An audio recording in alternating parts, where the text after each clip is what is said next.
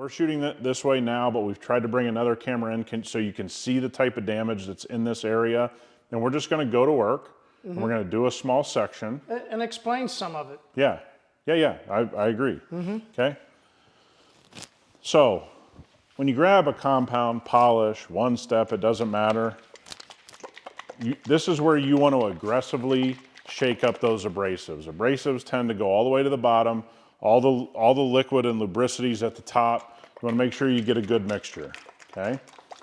So the first thing we want to do is put 4 pea-sized drops is about a good rule of thumb, okay? That's not over large amount of product or anything like that, just a very simple product. I think it's a way I was taught, is I always wipe off the top of the lid there to make sure that we have everything the way we want. And then we're gonna teach a very simple way to not sling product and move very quickly and make this an enjoyable process. I'm gonna hold the pad flat with some pressure down, turn it on at the speed I want. Again, we're about 60% of whatever it is on your machine, 70%, that's enough. Turn it on and go to work.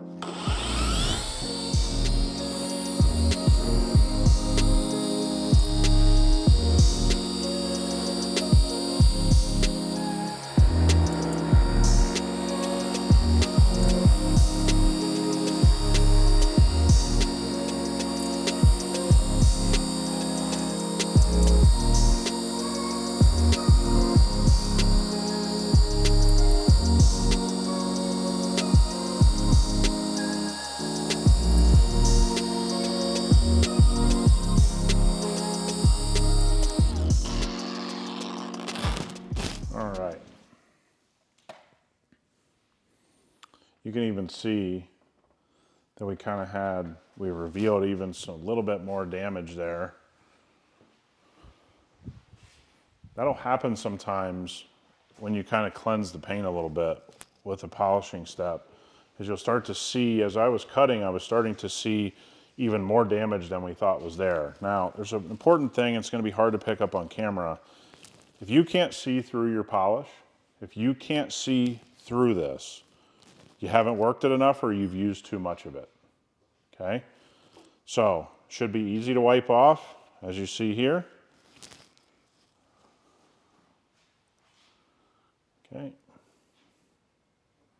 And I didn't work up onto the edge here. I just wanted to make a real simple place where we could see it, Marty. So here's the damage. We're seeing all those spider marks, we call them. We call them swirl marks, car wash scratches. And then as we transition over, you see that light really get clear. Okay, so what we've done there is we've clarified the paint. As we begin to reduce those scratches, what happens is the light doesn't refract off of the marring, off of the scratches. So then the pigment of the paint, whatever color that pigment is, shows through better without. And there's actually, no, come back this way a little bit. You can actually see a transition line right through there. All right? You can see that as you go back and over. Right through here, you see it a lot, right? That transition as we go back and forth. That's the cool part. All right, look how clear that is now. Let's come up this way a little. There we go. And so if you look right here, guys, let's try to pick it up if we can. I saw it. Hold on one second. Yeah, it's going to be hard to pick up, but you're still going to have some little stuff in there.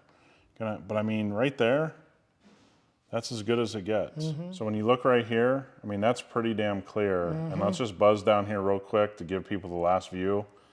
That's done. This is what it looked like. That's a lot of damage. So we did what, 3 to 4 passes?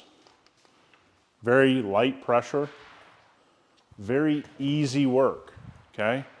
Again, I want to stress, there are levels to this.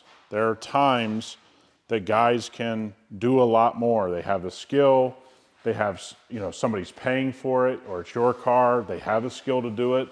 Absolutely, but I think when you look at a one-step paint correction. It fits a lot of situations. Unfortunately for this car, 6 years old, should it be in this condition? No. But it is. Because it's got beautiful metallic in there. I love seeing it now.